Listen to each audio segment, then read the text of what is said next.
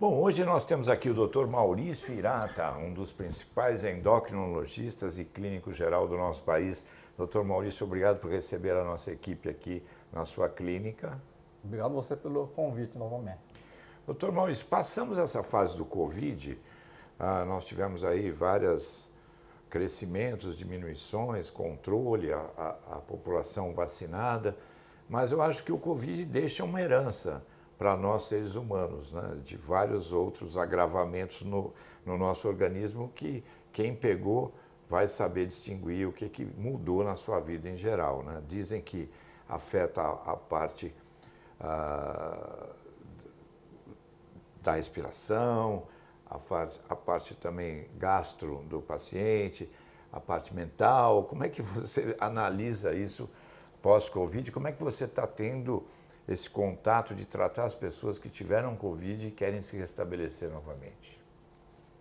Esse é um fato muito interessante, principalmente agora nessa fase que foi decretada, a meu ponto de vista, precocemente, a não exigência de máscaras, né? Porque atualmente já está entrando uma cepa que chama BA5, né? A gente não tem mais essa Omicron. E como a Omicron, a BA4, ela não chega a provocar internações em UTIs ou óbitos, né? Chega a provocar até, mas uma intensidade muito menor. Qual o problema que eu tenho observado nessas novas cepas, né?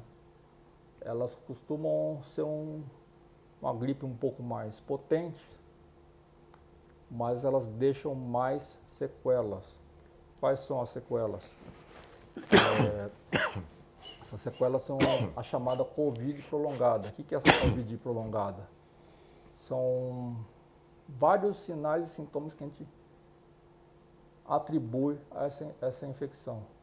O Covid já não é mais uma doença exclusivamente pulmonar. Então, por exemplo, aumenta muito a incidência de depressão, aumenta a incidência de AVC muito tardio, 4 meses depois, por exemplo. Olha.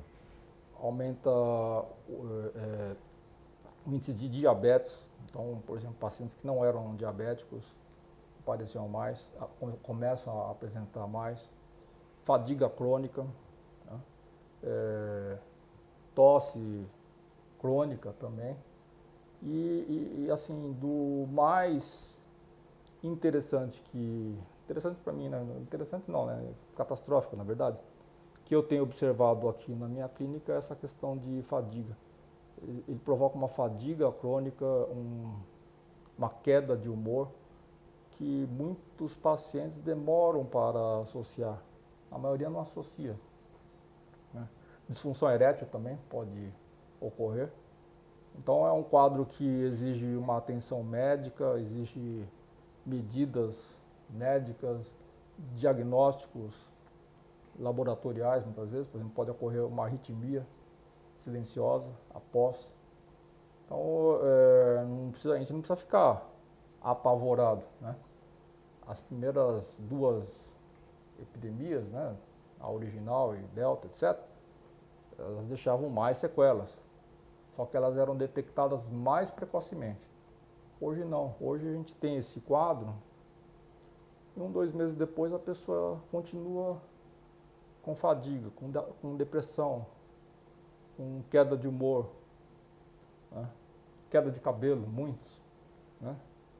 Então, caso você tenha algum tipo de sintoma como esse, acho muito importante você procurar auxílio médico, porque é difícil o autodiagnóstico e muitas vezes muitas vezes essas situações têm se estendido por meses, em que não sabe ainda quanto tempo que vai durar esse Covid prolongado. Tem alguns estudos, alguns especialistas têm dito que vai durar até anos em alguns pacientes. Então, tem controle, né? Mas requer um estudo, requer um cuidado que às vezes em casa você não consegue tratar. Muito bem, procure um especialista um médico da sua confiança para que você possa ter o melhor diagnóstico e acompanhamento no pós-Covid. Dr. Maurício Hirata, obrigado por estar aqui conosco, um dos maiores endocrinologistas e clínico geral aqui do nosso país, falando de um tema super importante que é o pós-Covid e os sintomas que aparecem ao longo de cada um de nós que tivemos a infelicidade de termos pego Covid. Obrigado, doutor Maurício. Obrigado a você.